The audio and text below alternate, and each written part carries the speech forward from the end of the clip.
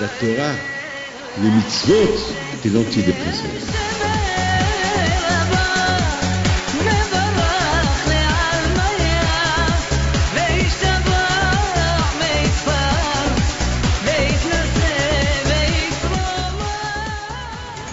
Yeshut Moray Verabotai.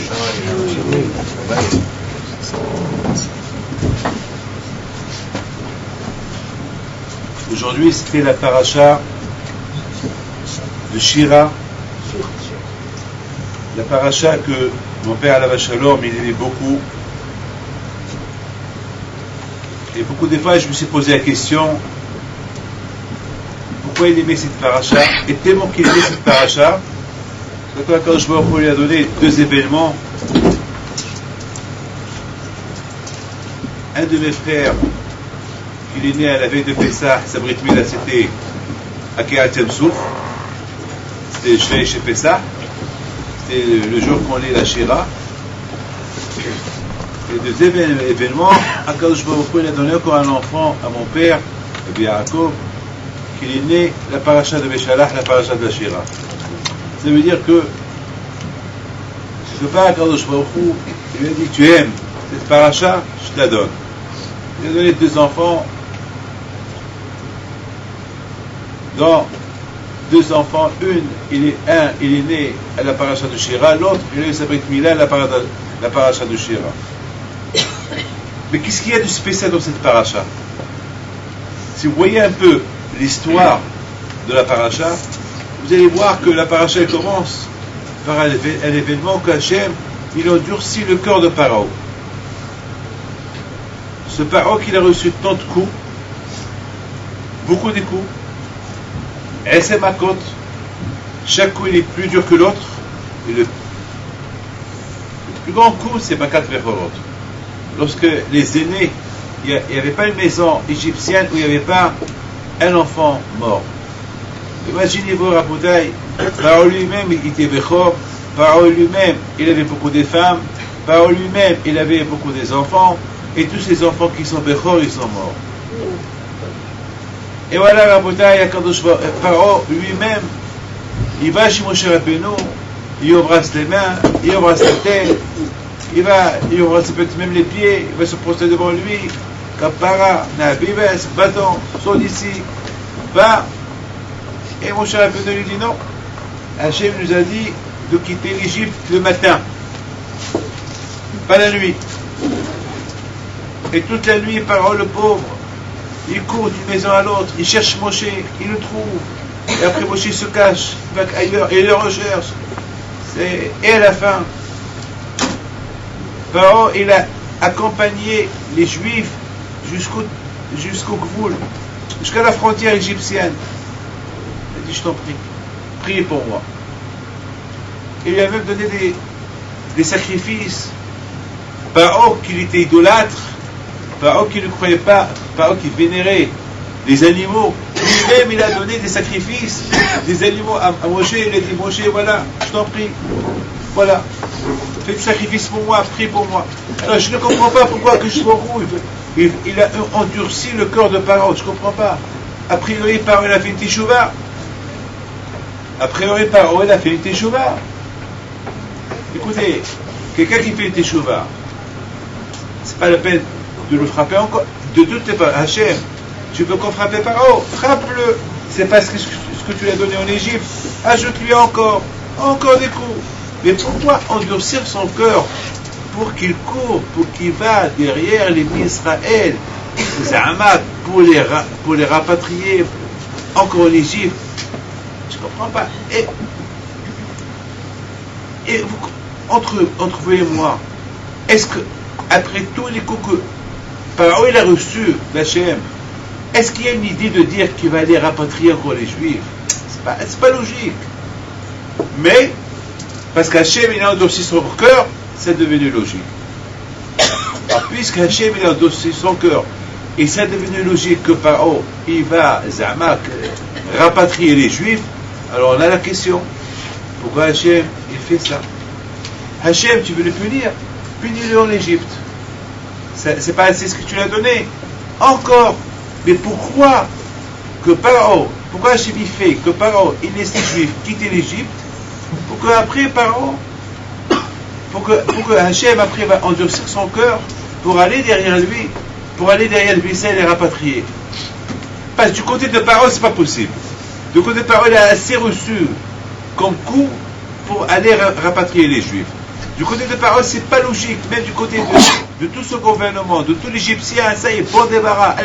Et soudainement, tout le monde a regretté. Comment? Vous avez oublié pendant 1 an de recevoir les coups. Donc ça vient pas de Paro, c'est pas Paro de Bémet entre vous et moi. C'est ici on peut dire, il n'y a plus de libre arbitre. Alors qu'on sait très bien qu'il y a le libre arbitre. C'est quoi le libre arbitre? Ça veut dire que Hachem m'a donné le choix de mettre des tefilines ou de ne pas les mettre. Hachem m'a donné le choix d'être Shomer Shabbat ou de ne pas être Shomer Shabbat. Hachem, il m'a donné le choix. Jamais Hachem, il va décider mon sort. Il peut décider mon sort au niveau matériel, se marier, la parnassa, la santé, mais au niveau Hachamaï, ça ne dépend pas d'Hachem. Ça dépend de moi. Ça dépend de moi. Ah, mais toi, Paro, il est devenu Richamaï. Paro, à cause des coups qu'il a reçus, il a reconnu qu'il y a Hachem. À tel point qu'il dit à Moshe Rabbeinu, je t'en prie Moshe, priez pour moi. Basta. Plus que ça, en plus je t'en prie, priez pour moi. Vite paladin, priez pour moi. Et après, on voit que la situation, elle s'est renversée, que Hachem, il va lui endurcir son cœur à lui et à tout le monde, et à tel point que le cœur de Paro a été dur, Hachem lui a endurci son cœur pour qu'il regrette d'avoir renvoyé les Juifs et pour qu'il va les rapatrier. Vous savez ce qu'il a fait, Paro? Il a oublié le protocole égyptien. Vous pouvez imaginer un roi puissant, que lui-même prépare son cheval pour lui-même, il va aider les gens. Allez, il y a ce qu'on appelle un protocole. C'est pas le roi, c'est pas Paro qui va préparer. C'est pas lui qui va préparer son cheval. C'est Paro lui-même qui a préparé son cheval. Il y avait des gens qui vont non, allez-y, allez vite, on doit partir. Il n'y a pas de protocole. Ça, c'est un coup d'Hachem. Ça, c'est que Hachem seul. Vous avez remarqué que cette paracha, elle a beaucoup de choses à nous apprendre. Plein de choses à nous apprendre. Rabotai, vous voyez que donc vous avez tous compris ma question. Ma question, c'est une question qu'elle est a priori, lorsqu'on entend cette question, on se dit, il n'y a pas de réponse à cette question. Rabbi David, tu as raison. D'ailleurs, moi-même, ce matin, pour un bon moment, j'ai dit à Hachem, pourquoi tu fais ça, Paro? J'ai dit, quelque part, j'ai un peu d'appel pour Paro. Pourquoi le pauvre? Là-bas, j'ai commencé à comment dire? Je veux comprendre. Parce que lorsqu'Hachem, il endurcit le cœur de quelqu'un, c'est qu'il y a une raison. Il a dû dire que l'Iddin Dayan, il n'y a pas de justice chez Akadosh Baruch Hu. Tout ce qu'il fait à Akadosh Baruch Hu, il le fait avec raison. Rien. Malheureusement, c'est nous qu'on ne comprend pas. C'est nous qu'on ne comprend pas Akadosh Baruch Hu. C'est nous que beaucoup des fois on ne comprend pas les choses de Akadosh Baruch Hu. Mais Hachem, ce qu'il fait, Baruch Dayan Hael, Akadosh Baruch Hu, il sait ce qu'il fait. C'est malheureusement, nous, on a beaucoup à apprendre. Alors, ce qui m'a le plus aidé à retrouver ma réponse, ma question, c'était le monsieur chez qui j'ai passé le Shabbat. Je posais une question. Qui habite en bas? Parce que j'ai remarqué que lorsqu'on marche, c'est du bois. Alors, il y a beaucoup de bruit. Alors, je dis, qui habite en bas? Il dit, ne vous inquiétez pas, celui qui habite en bas, c'est bon, c'est une vieille femme et travaille de la recherche et il n'y a pas de problème. Beaucoup de fois, Et ça va, il n'y a pas de problème. Tu as fait des recherches? Quelle recherche? Ah, il fait des recherches. Très bien. C'est la deuxième fois cette semaine que je tombe avec 2 femmes qui font des recherches. La semaine dernière, avec M. Marciano, dans le TGV en vélo de Marseille, il y a une femme qui est en train d'écrire. Pendant 3h30, elle écrit. Moi aussi, j'étais de l'autre côté, et pour 3h30, j'écris.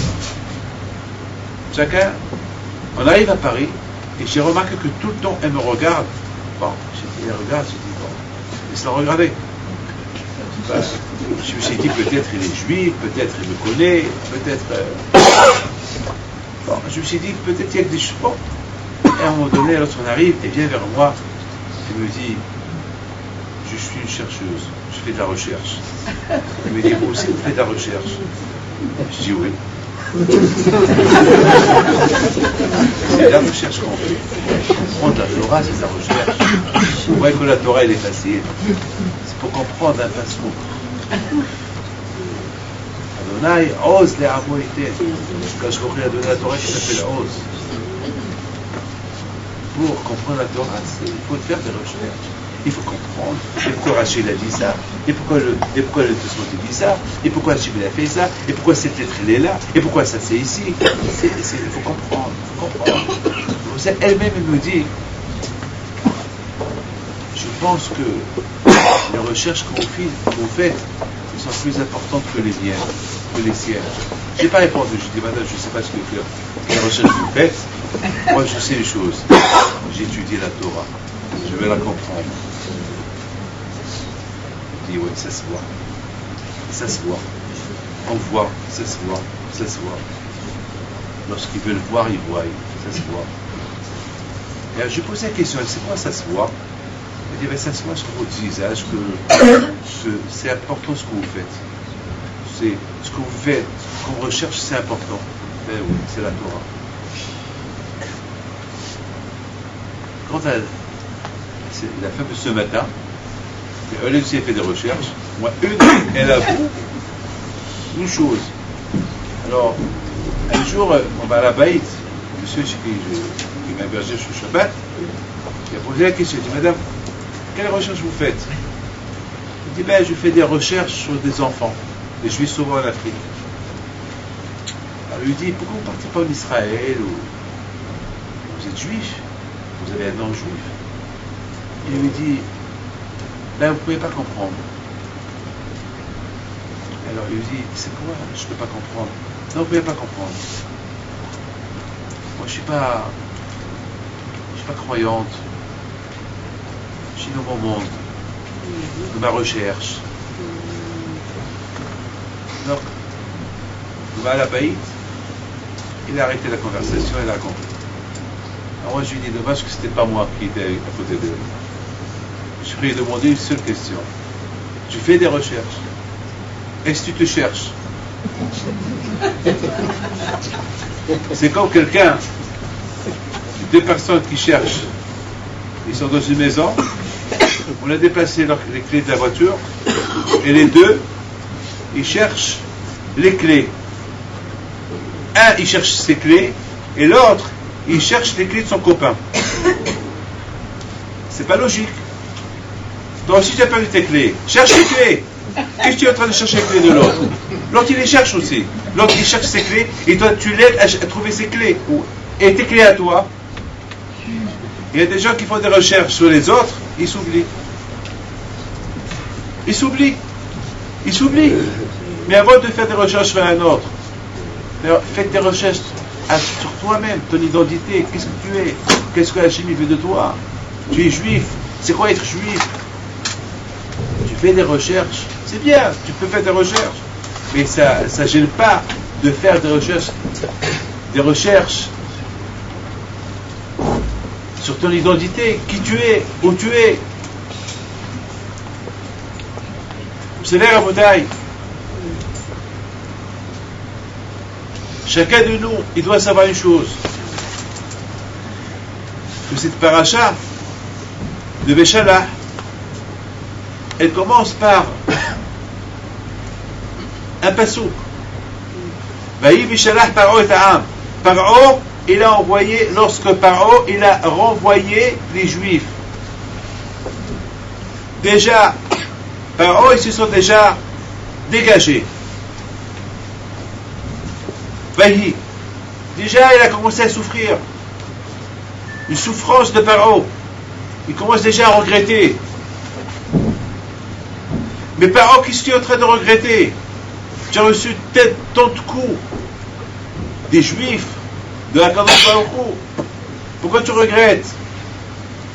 Paro, il commence à réfléchir. Mais écoutez bien ce que je vais vous dire. Jusqu'à maintenant, personne ne sait encore pourquoi Paro il regrette. Mais maintenant, on laisse ça de côté. Maintenant, on a deux questions. La première que je vous ai posée, et maintenant, la deuxième question, que Paro il regrette. Il regrette quoi? Avec tous les coups que tu as reçus, tu regrettes? Je laisse ça aussi de côté. Je peux avoir un livre de Akma, s'il vous plaît.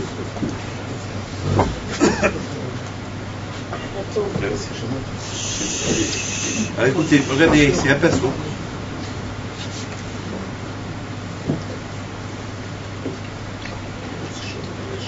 Un pinceau super. Un pinceau.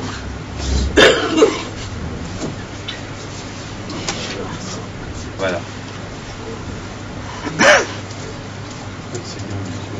J'adore ce pinceau-là, je l'adore. Il me donne des frissons. Chaque année que je le lis, il me donne des frissons. Vadonai holech lifnehem, yomam, ve'amud anan, l'anchotam haderech, ve'layla ve'amud esh la'elahem la'lechet yomam va'layla. Le yamish amud anan yomam ve'amud esh la'ela lifnei ha'am. Hashem holech lifnehem. HaKadosh Baruch Hu toujours il va devant Am Israël.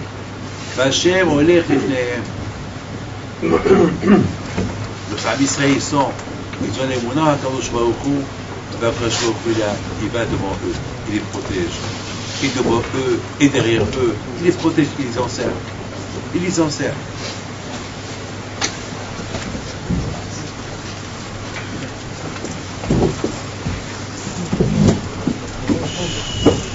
Alors il y a un passage qui dit comme ça. D'après les bénis d'Israël, וישובו ויחנו לפני באחירות בין מגדול לבין הים, לפני בעד צפון. הקדוש ברוך הוא dit à Moshe, dit au peuple d'Israël de faire demi-tour et de camper devant la Avodah Zara égyptienne, la seule Avodah Zara égyptienne qui est restée intacte.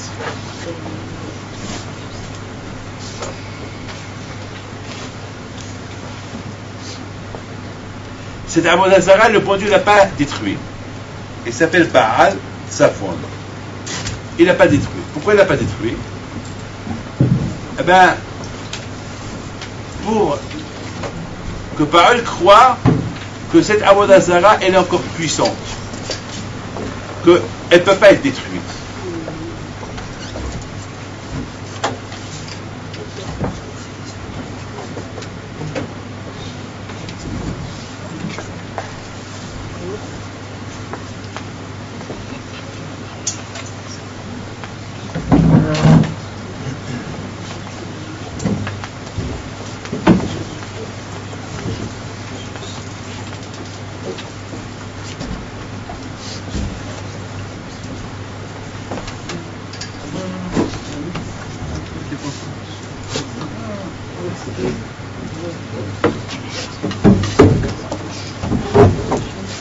Merci.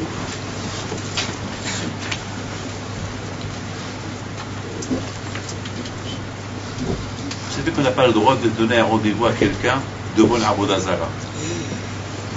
Pour ne pas donner l'importance à l'Avodah Zara. Parce que la Torah, elle ne veut même pas qu'on mentionne le nom du Avodah Zara. Je ne peux pas dire à quelqu'un, viens, on se rencontre demain à tel et tel endroit, à côté de la Avodah Zara tel et tel. On n'a pas le droit. Pour ne pas lui donner l'importance. Et ici, on dirait que Hachem, il donne l'importance à cette Avodah Zara en disant au peuple d'Israël, retournez, faites demi-tour, allez-y là-bas. On a encore deux questions. La première, pourquoi Hachem ne l'a pas détruit? La deuxième, comment Akadosh Baruch Hu dit au Bnei Israël de faire demi-tour et d'aller camper devant cette Avodah Zarah? Pourquoi?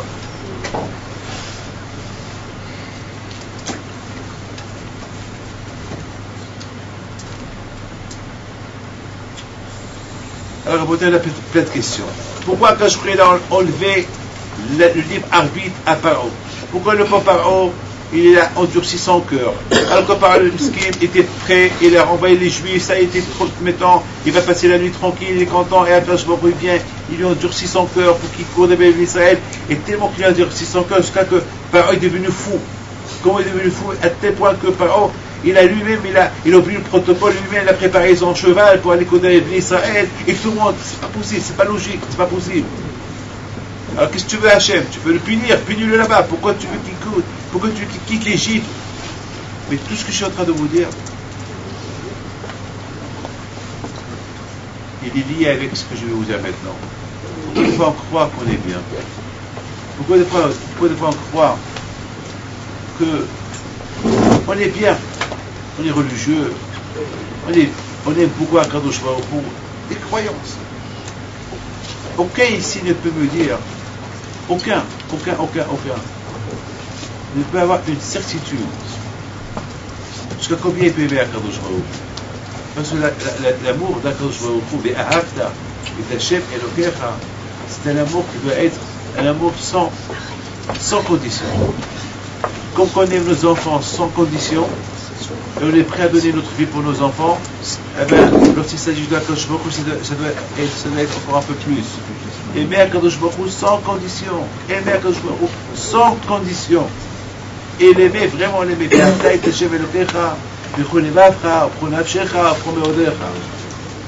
Beaucoup de fois, Akadosh Baruch Hu, il apporte des épreuves à l'homme pour tester, pour que l'homme, il se teste. Est-ce qu'il aime Hachem ou pas? Si l'homme qui dit aimer Hachem, et soudainement un jour il dit pourquoi? Ah, tu vois, ça prouve qu'il y a quelque chose. Ça prouve que de l'amour à Hachem, c'est pas 100% sûr. La preuve, parce que ce et pourquoi, il ne devait pas exister. On a pu rapporter qu'Abraham Avinu, Hakadosh Baruch Hu, il a testé, il lui a fait des missions, des épreuves énormes. Un jour, Abraham, il dit pourquoi? Et Abraham, jamais il a dit pourquoi. Pourquoi jamais il a dit pourquoi Abraham? Ben justement, parce qu'Abraham, il aimait Akadosh Baruch Hu sans condition. Pour lui, les questions n'existent pas. Et nous, on doit apprendre d'Abraham.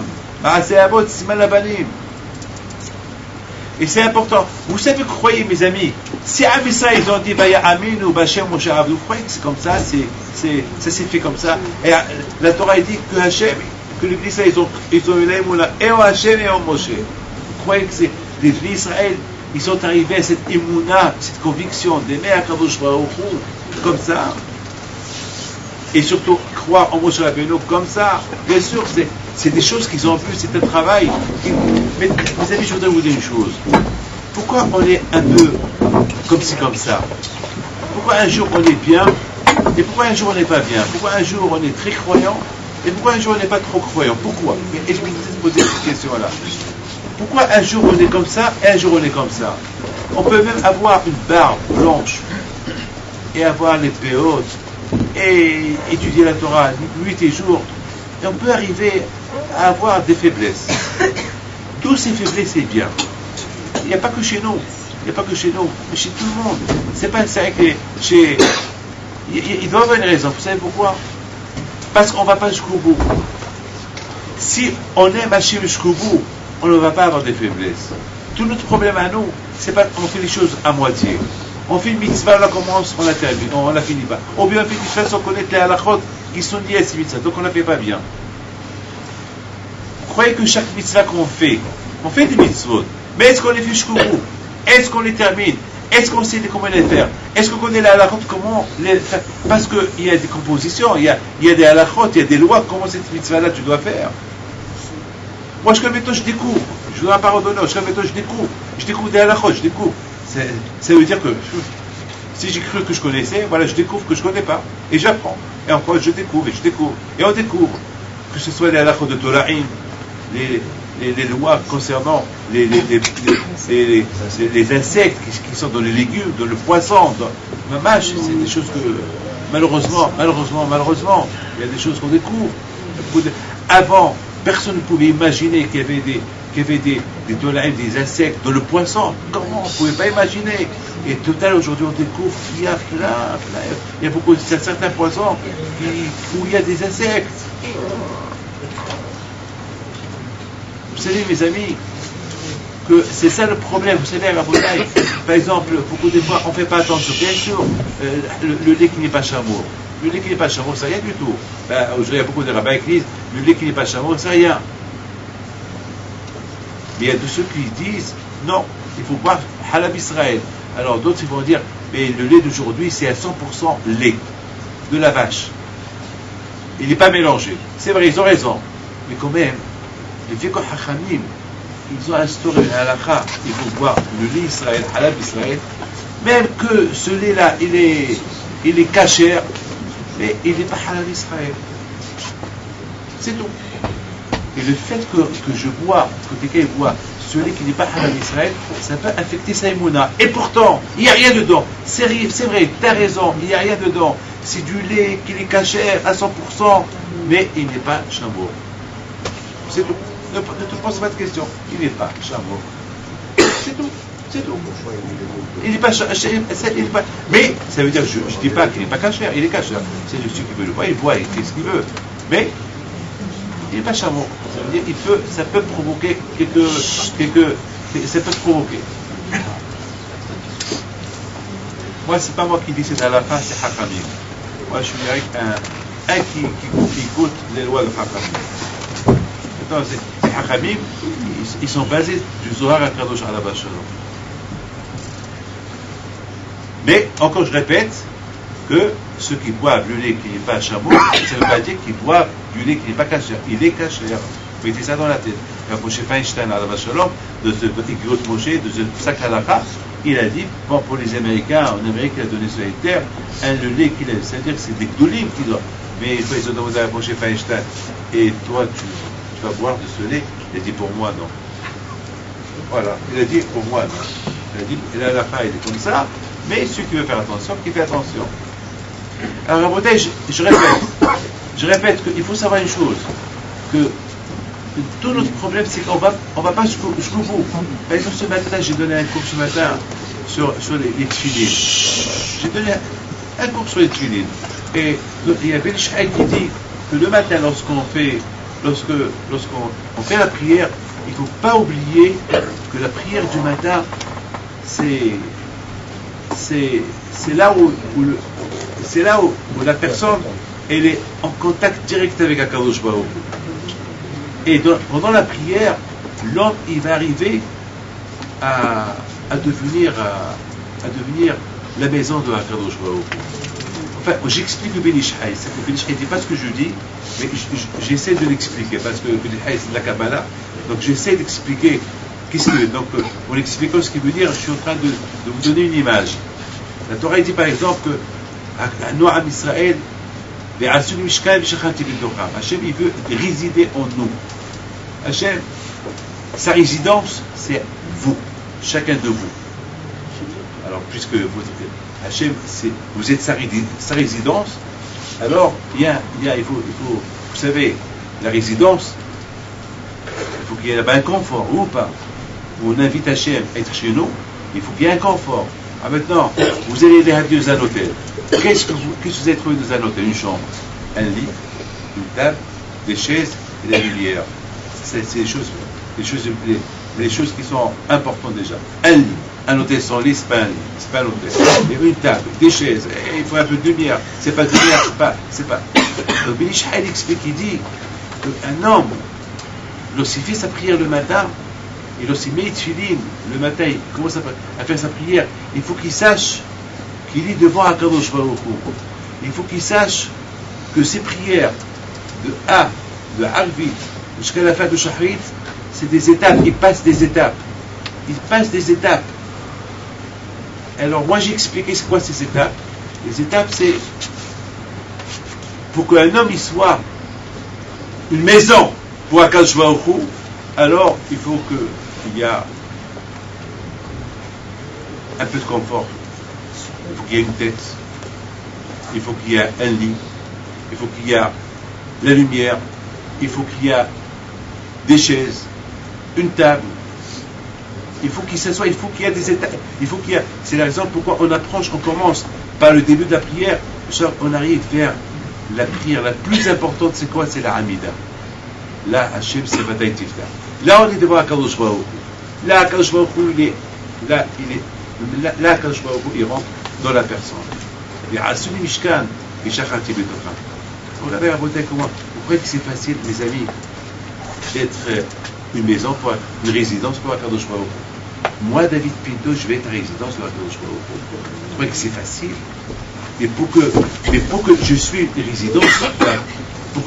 une résidence, combien je dois me préparer, combien je dois être émettre avec moi, combien déjà je dois, donc je fais quelque chose, il faut que je la fasse jusqu'au bout, c'est pas à moitié, le ça, je fais mitzvah, je la fais, c'est pas, je fais la tzedaka, alors dans la tzedaka que je fais, il faut que je la fasse avec mon cœur, je sais que tel et tel, il a besoin pour son institution, eh ben, il faut que je la fasse, après il ne faut pas que je fasse, après il faut pas que, ah ben, j'étais celui qui a donné le plus, c'est vrai, tu as donné, pas, lorsqu'on fait ça, il faut aller jusqu'au bout, et c'est ça, le problème que nous avons, c'est pour ça, il y a un manque d'Irat Shamayim, et c'est pour ça, il y a un manque, c'est pas nous, quand je vois où il veut qu'on soit sa résidence. Quand je vois où il veut une vraie résidence, pas une résidence où la table elle est cassée, où les chaises sont cassées, où il n'y a pas de lumière. Et, de toute façon, Hachem, vous êtes sa résidence, mais il faut qu'il y ait un confort.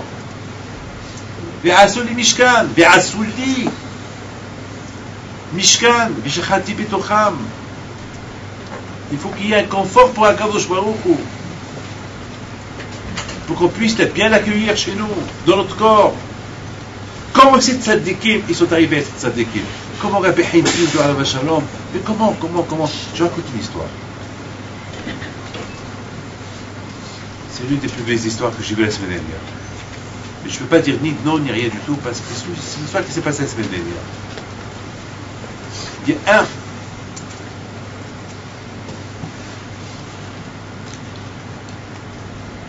de cette histoire, vous allez apprendre qu'il y a Akadosh Baruch Hu. Je devais partir à Marseille, mardi. Et voilà, au moment que j'allais sortir, il y a M. Marcel qui me dit, Rabbi David, ça ne vous dérange pas, il faut préparer l'enveloppe pour payer le Rosh Kolel. Aujourd'hui, ne prépare pas ta valise pour aller en prison. Prépare ta valise, comme ça, lui on dit, tu ne prépares pas ta valise. Avec tous les avocats qu'il a, le pauvre, parce qu'il arrive à dire, Rabbi David, qu'est-ce que je fais? Je lui dis à mon père est vieux, si je lui dis, il va tomber malade. Je lui dis, tu sais quoi? Ne lui dis rien du tout. Va. Ne pas y aller, tu affrontes le juge. Tu vas, et Dieu est grand. Peut-être le juge, il va trouver des raisons pour que les choses s'arrangent. Et ce qui m'a fait le plus d'appel pour lui, c'est que le pauvre, il vient de se marier. J'étais syndic de son fils l'année dernière, l'année dernière. Et le pauvre, il pleure. Et que je vais devenir, et la pauvre ma femme. Et je comprends, je te comprends. Et surtout, lorsque les avocats lui disent prépare ta valise, c'est encore pire. C'est-à-dire que, ça veut dire que voilà, ça y est, c'est. Après, il me dit, Rabbi David, vous savez qu'il peut être gentil avec moi, le juge, il peut me donner 2 ans ou 3 ans. Et si je suis gentil en prison, donc il peut m'enlever quelques mois. Donc je fais quoi? Je lui dis, tu sais, mon fils, tu vas prier à Kadosh Baruch Hu. Alors, il me dit, vous pouvez me donner une lettre, un papier. J'ai un papier. Un papier pourquoi? Un papier que je garde avec moi.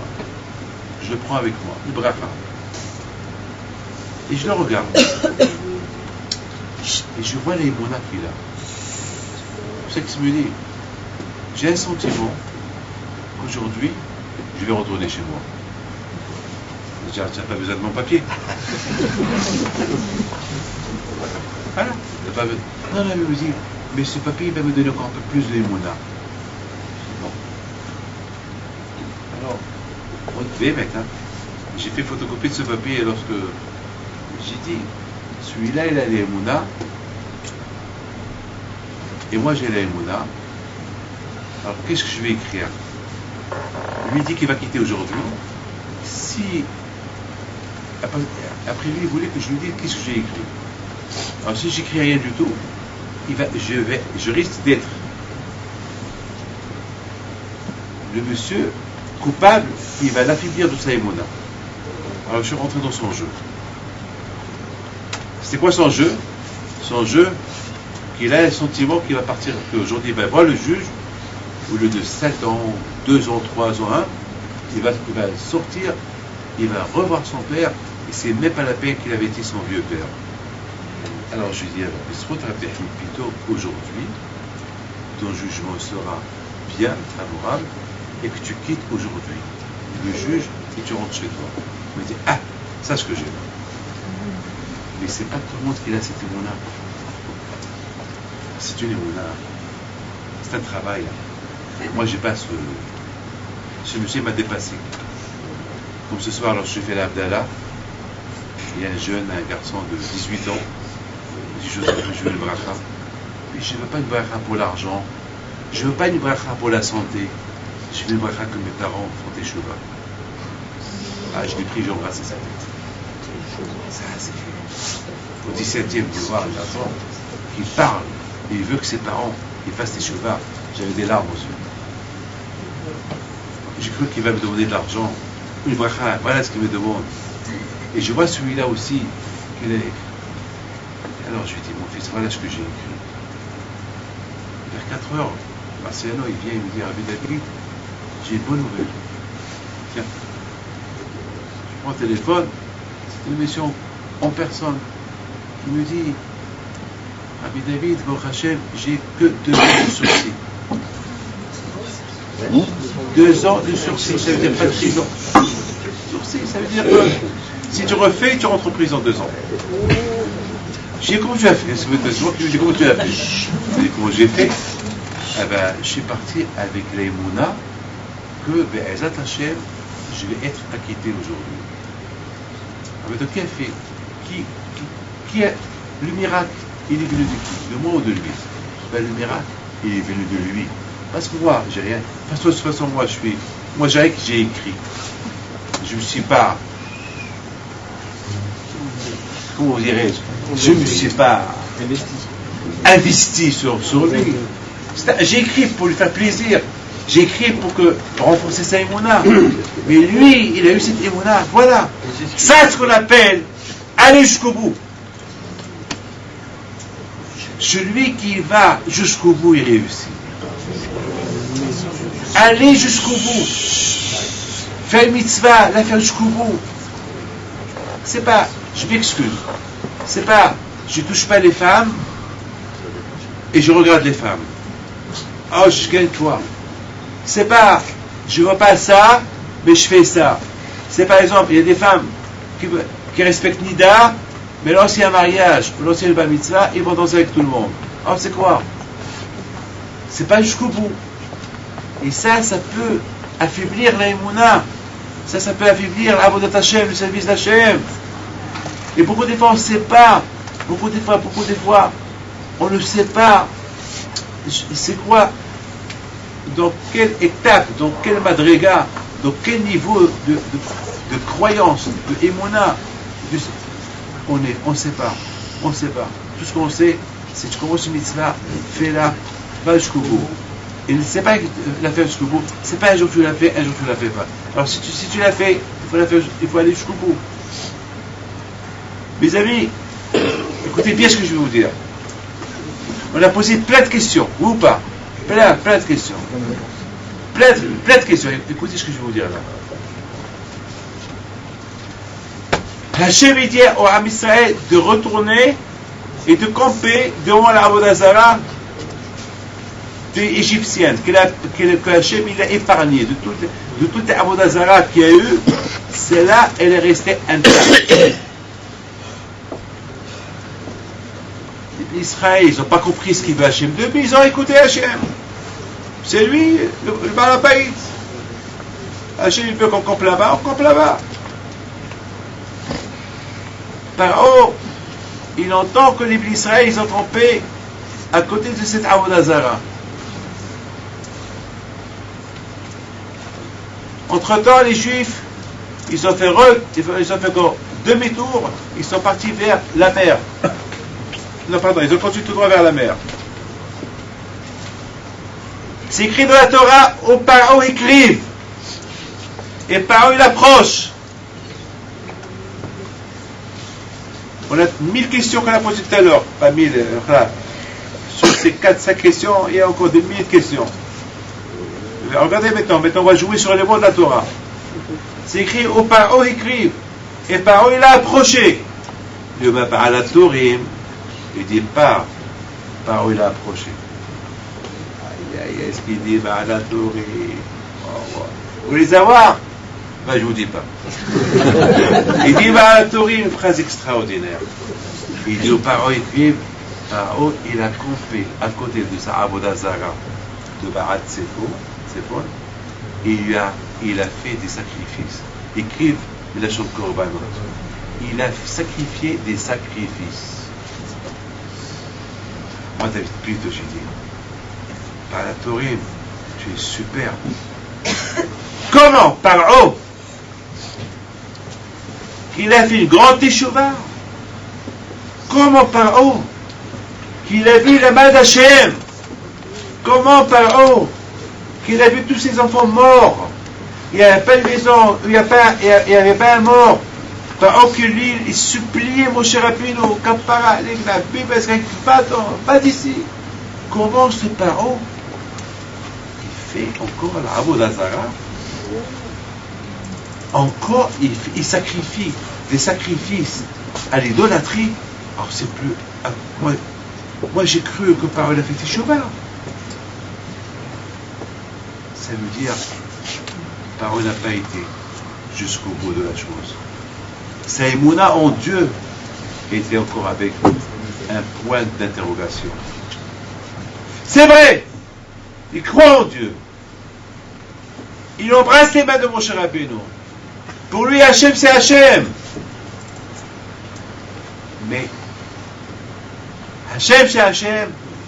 Il voit sa Avodah Zara intacte. Il a encore des doutes que Hachem, que cette Avodah Zara, elle est plus forte que Akadosh Baruch Hu. Alors, Botaï, si Hachem, il a endurci le corps de Paro, c'est pas parce que Hachem, il veut lui faire du mal. Si Hachem, il a enlevé le livre Avis de Paro, c'est parce qu'Hachem, il voulait le tester avec cette Avodah Zara, c'est tout. Il voulait voir jusqu'à où Paro il veut aller. Alors si Paro Béhémet il a fait une vraie Teshuvah, alors cette Avodah Zara pour lui elle est nulle. C'est vrai, Akadosh Baruch Hu il a endurci le cœur de Paro pour aller derrière les pays d'Israël. Pourquoi il a fait? Eh bien, il a fait parce qu'il a vu que le corps de Paro n'était pas encore net. Et la preuve, c'est quoi la preuve? La preuve que voilà maintenant, il voit que la Avodah Zara elle est intacte, celle qui est à la frontière de l'Égypte. Et qu'est-ce qu'il fait Paro? Il lui sacrifie des sacrifices. Les amis, vous avez compris pourquoi Akadosh Baruch Hu? Maintenant vous avez tous compris pourquoi Akadosh Baruch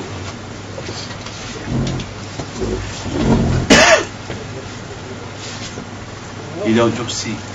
Hachem il veut montrer aux Juifs, hé Juifs, vous pouvez être des Bnei Torah, vous pouvez être des tzadikim, vous pouvez être des bons Juifs. Al Ta'amin Ba'atzmach Ad Yom Motar. Tant que vous êtes vivant, le Yitzhara vous attend dans le coin. Le Yitzhara, vous croyez que vous êtes à 100% nickel, 100% bien, mais au moment de l'épreuve, vous allez découvrir que vous êtes faible. Hachem il a mis à l'épreuve par an. Comment il a mis à l'épreuve? Il a endurci son cœur. Je vous en prie, ne croyez pas que Hachem il n'a rien à faire. avec punir et faire souffrir les gens.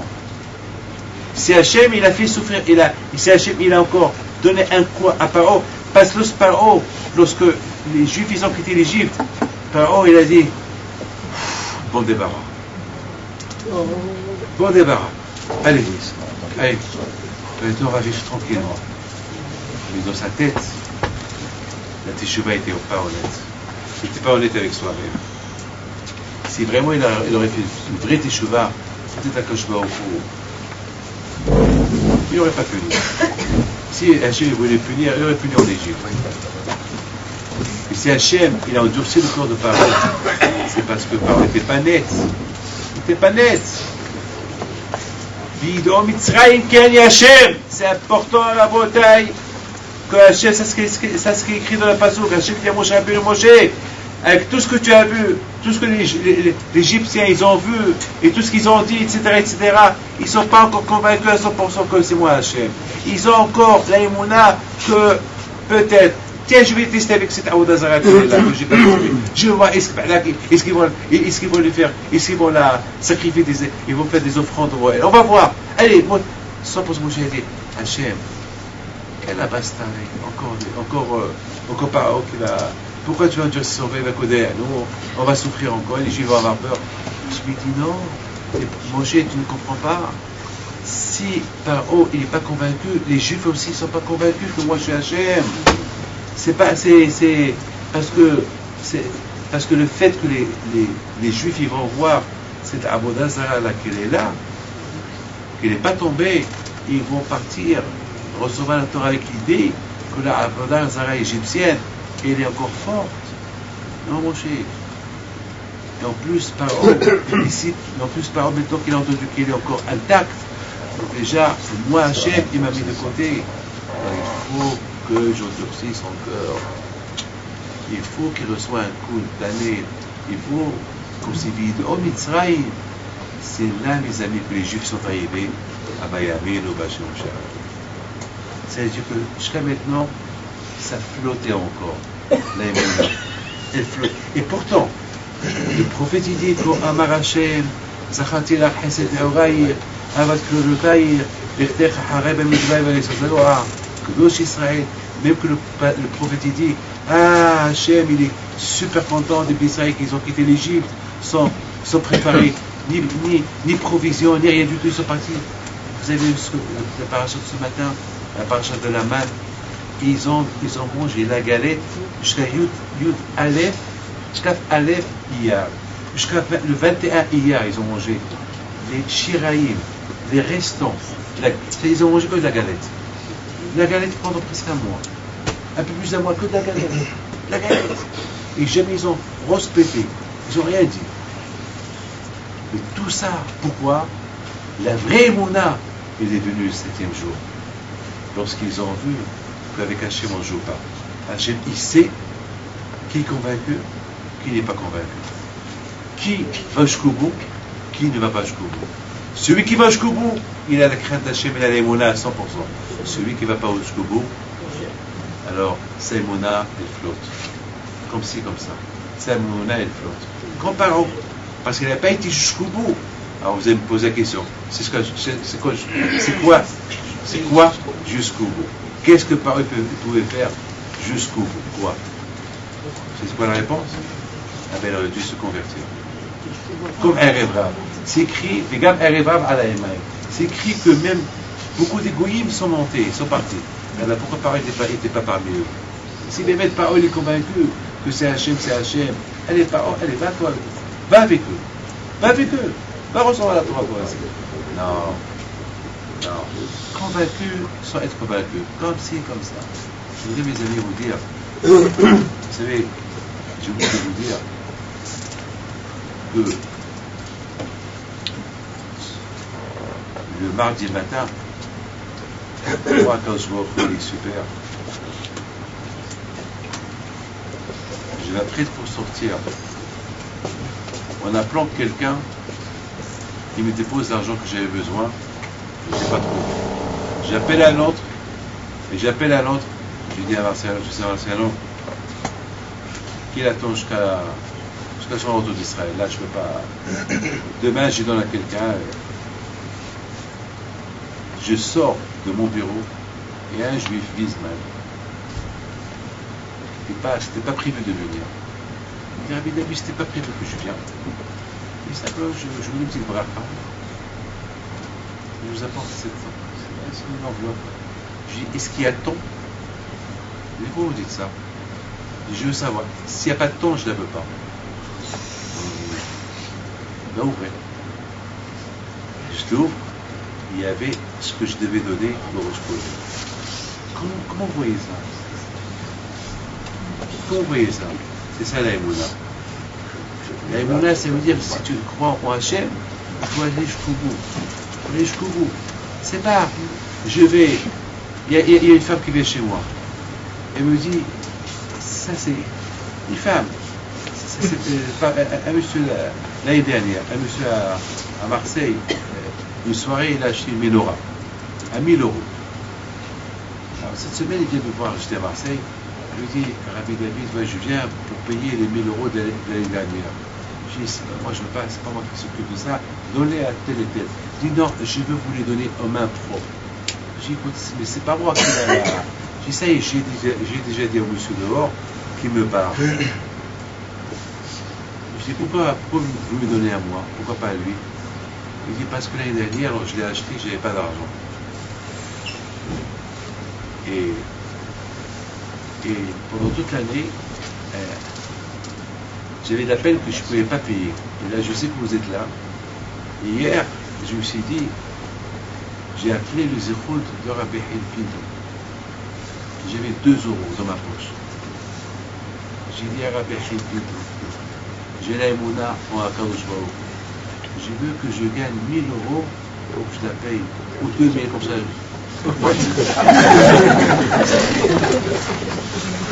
Comme ça, je garde 1000 pour moi, je lui donne 1000 l'année dernière, puis j'achète autre chose à 1000. Il a dit, j'ai prié. Alors, tu as gagné, je vois que tu m'apportes l'argent. Il a dit, Rabbi David, j'ai joué le loto, un truc là qu'on gagne sur place, j'ai gagné 20 000 euros. Je lui dis, pourquoi tu n'as pas donné 600 millions? Pourquoi tu n'as donné 2 000? Il a dit 3 000, il t'a donné. On t'a donné 20 000. Tu aurais dû. Comment on a pris? Beaucoup des fois, on ne sait pas. Écoutez ce que je vais vous dire. Beaucoup des fois, on peut arriver à être comme Moshe Rabbeinu. Mais c'est pendant quelques secondes. C'est dommage qu'on ne sait pas pour pouvoir continuer. Beaucoup de fois ça arrive. Parce que c'est pas pour rien qu'il a dit, le Rambam dit, chaque juif, il a le pouvoir d'être comme Moshe Rabbeinu. Le Rambam, c'est ce qu'il dit. Hein. Si le Rambam il a dit, c'est ce qu'il dit. Il dit, on dit, mais Moshe a Moshe le comme que Moshe. On dit sur le Rambam, depuis Moshe Rabbeinu, le Rambam n'a pas eu un comme. Je vous dis, si le Rambam il a dit, c'est qu'on peut être. On ne sait pas quand. Parce qu'il y a des moments donnés, la Hachem il donne des corottes. Et c'est dommage qu'on ne sait pas. On ne sait pas ces moments-là. Et c'est pendant ces moments-là, on peut devenir comme Moshe Rabbeinu. Dans ces moments-là, si on les utilise, on peut avoir des portes qui s'ouvrent. C'est mes amis, vous avez tous compris. Vous avez tous compris. Parce que je suis en train de vous dire que Akadosh Baruch Hu, avant qu'il a donné la Torah à Israël, ne croyez pas, il a fallu qu'ils ont une grande conviction déjà, une grande émouna à Akadosh Baruch Hu, et une grande émouna en celui qui va leur donner la Torah, qui est Moshe Rabbeinu. Il fallait qu'ils passent ces étapes. Il fallait que les Israël ils voient pour qu'ils s'attachent à Akadosh Baruch Hu, pour qu'ils aient le zéro de recevoir la Torah, pour qu'ils deviennent le peuple Am Segula, le peuple choisi de Akadosh Baruch Hu. Il faut qu'ils passent des étapes. Il faut qu'ils apprennent. Il faut qu'ils apprennent. Il faut qu'ils sachent déjà qu'avec le bon Dieu on ne joue pas. Il faut qu'ils sachent qu'Akadosh Baruch Hu il sait tout. Il faut qu'ils sachent que le bon Dieu il sait tout, il sait tout. Ici, il sait si on va jusqu'au bout, on ne va pas jusqu'au bout. Et si on l'aime, si on l'aime pas, il sait. Et la preuve de Paro, mais tout le monde, ils ont cru que Paro il devenait un tzaddik. Mais tout le monde, tous les juifs qui ont quitté l'Égypte, ils ont dit, c'est les paroles de Tzaddik, on a laissé des noms à Tzaddik, qui sont dans l'âme. Un grand croyant, peut-être il va convertir tous les Égyptiens à croire en Dieu. Pas à devenir juif, mais à croire en Dieu. Et voilà, on découvre quoi? On découvre que Paro est encore idolâtre. On découvre que Paro il est encore idolâtre. Il arrive à la Avodah Zara de Migdal, de Baal Tzafon, et il fait des sacrifices. C'est pas possible. C'est pas possible. Mais donc vous avez compris pourquoi Hachem il a endurci son cœur. Parce qu'Hachem il a voulu montrer au Israël. Ne le croyez pas. Il dit, bah, il fait semblant. Il n'est pas encore convaincu. Il vous fait croire qu'il croit en moi. Mais pas du tout. Vous allez voir. C'est pas possible Hachem. Vous allez voir. Faites demi-tour. Retournez vers la Avodah Zara que j'ai pas détruit. Et campez là-bas quelques secondes, quelques jours, et après, vous allez voir qu'est-ce qu'il va faire Paro. Waouh, du coup Paro, il a entendu ça, tout de suite il a pris son cheval lui-même, il a préparé, et il a commencé à courir vers Israël. La première chose qu'il fait, il voit sa Avodah Zara, il lui fait des sacrifices. Je vous l'avais dit avant, c'est ça. Alors on va voir, c'est qui est le bon Dieu. Moi ou lui. Qu'est-ce qui s'est passé à la fin?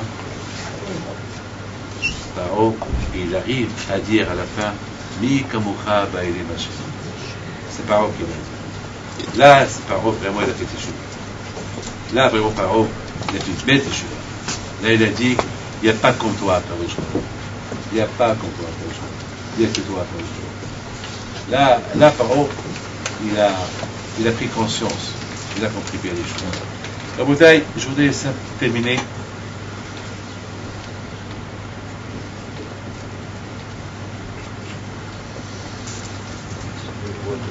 Et vous dire une chose. Vous voulez réussir? Tout le monde ici veut réussir. La réussite, c'est les Français. La réussite, c'est. Quand tous rencontrés, on se dit croyant. Tout le monde ici se dit on est croyant. C'est vrai, on est tous croyants. Et à Rabota, il faut savoir une chose. Que la Emouna à Kadosh Baruch Hu, il ne doit pas être lié. Parce que vous êtes en bonne santé. Parce que j'ai tout ce qu'il faut. La Emouna à Kadosh Baruch Hu, il doit être que tout va bien chez moi. Rien ne va plus. Rien ne va changer. Il ne faut pas que ma Emouna, quand je vais au bout, elle prend un coup. Ma Emouna, elle doit être inchangeable. Elle doit être inchangeable. Ma Emouna, elle doit être inchangeable. Et c'est comme ça qu'on réussit.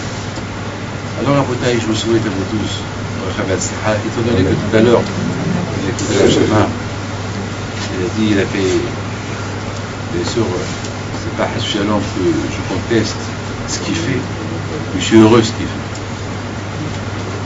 Parce que chacun il a un travail à faire. Chaque rabbin, le bon Dieu l'a donné un travail à faire. Moi, j'ouvre des collègues, j'aide les institutions qui sont dans le besoin, je reçois les gens. Mais je ne suis pas pour s'occuper des jeunes. Mes enfants, par exemple, eux, ils font des tchouva, ils s'occupent des gens pour les rendre des tchouva. Ils ont une tactique, une façon comment parler aux jeunes. Et c'est une façon que j'avais lorsque moi j'étais jeune. Mais le travail qu'il fait Rav Shama, bien sûr, avec le travail qu'il fait avec les jeunes, sans école, beau travail. Ça bébé, on n'a rien à dire. Alors à Botaï, je voudrais simplement que chacun de vous, demain soir, si Dieu veut, il ne faut pas rater le gala, il faut venir au gala. Et je pense à Botaï qu'ils ont mis des tombolas pour le gala. Et je voudrais bien à Botaï que chacun de vous il achète chacun, bien sûr, je ne veux pas toucher l'enfant, ces personnes, mais c'est important d'aider. Chacun doit apporter sa contribution à sa façon, à sa manière, par sa présence, bien sûr, demain soir. Et bien sûr aussi, par le fait que acheter une tombola, c'est bien. Mais c'est pas acheter la tombola et ne pas venir demain soir, on n'a rien gagné. C'est acheter la tombola et être présent demain soir. Moi, mes amis, demain matin, je dois partir à 5 h du matin, je dois voyager. Sinon, j'aurais été heureux d'être là. C'est moi qui ai dit à Shama que je ne peux pas être avec vous demain soir, donc je viendrai la veille pour donner un cours de Torah. Et dans ce cours de Torah, si tu veux, vous renforcer. Voilà les autres.